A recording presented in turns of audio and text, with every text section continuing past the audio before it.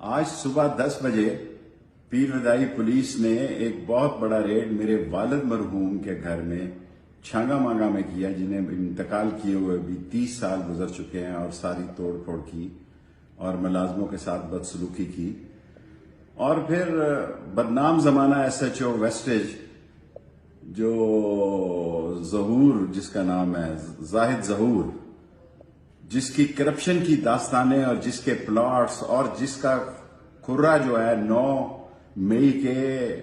اس دہشت گردی کے اور اس خوفناک واقعے میں بھی نکلے گا، جس نے اس ملک کو اس بحران سے دوچار کیا، اور جس کی سب سے پہلے میں نے 10 مئی کو مذمت کی۔ اس نے نہ صرف میرے بھائی کے گھر گجرانوالہ کینال ویو کو توڑا، لوٹا اور چیزیں اٹھا کے لے گئے، پھر وہ ان کی دکان پہ بھی گئے۔ میں نے ایوب خان کا وقت قلعہ دیکھا ہے، میں نے یحییٰ خان کا سب سے پہلے کورٹ مارشل دیکھا ہے، میں نے بے نظیر کی 7 سال اور یحییٰ خان کی 1 سال کورٹ مارشل میں بھی ہمیں وقت پہ احترام اور کھانا ملتا تھا، اور پھر میں نے بے نظیر کی 7 سال قید دیکھی ہے، ختم نبوت کے 1 سال قید دیکھی ہے۔ لیکن جو اور سلوک اس وقت رفع رکھا جا رہا ہے، جو ظلم، جو دہشت گردی، جو بربریت، جو اخلاق سے گری ہوئی حرکات، ایسے زید ظہور ٹائپ کے ایس ایچ او جن کے صرف راول پنڈی کے گردی پلاٹ دیکھے جائیں تو آپ حیران رہ جائیں گے کہ اصل نیب کے کیس یہ ہیں، اصل نیب کے کیسز یہ ہیں، اور جن کی وجہ سے میں ساری زندگی یہ کہتا رہا، ساری زندگی میں نے سیاست پاکستان کی عظیم افواج اداروں کے ساتھ کی ہے، یہ ملک میں پینک کریٹ کر رہے ہیں، لوگوں کے بچوں کو اٹھا رہے ہیں، عورتوں کو اٹھا رہے ہیں۔ خدا کے لیے میں اداروں سے درخواست کروں گا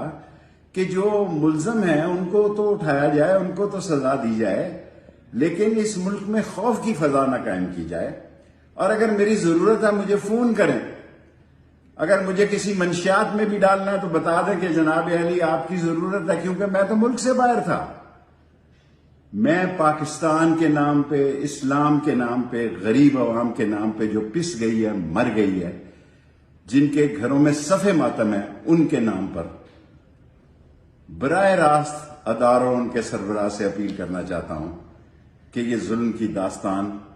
بند کی جائے، اور یہ نفرتیں پیدا کر رہے ہیں، یہ دوریاں پیدا کر رہے ہیں، محبتیں پیدا کرنے کی ضرورت ہے، سب کو ایک ہونے کی اور نیک ہونے کی، سب کو ایک اور نیک ہو کر اس ملک کے مسائل حل کرنے کی ضرورت ہے۔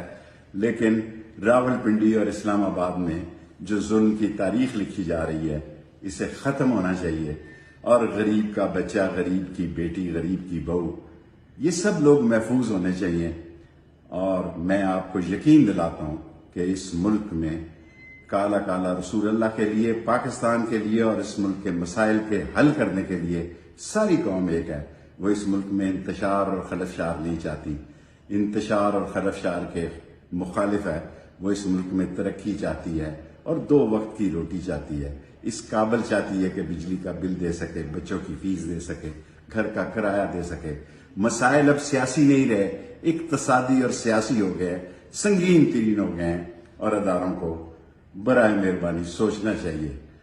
برائے مہربانی سوچنا چاہیے کہ اس ملک کو ٹھیک کرنا سب کی ذمہ داری ہے۔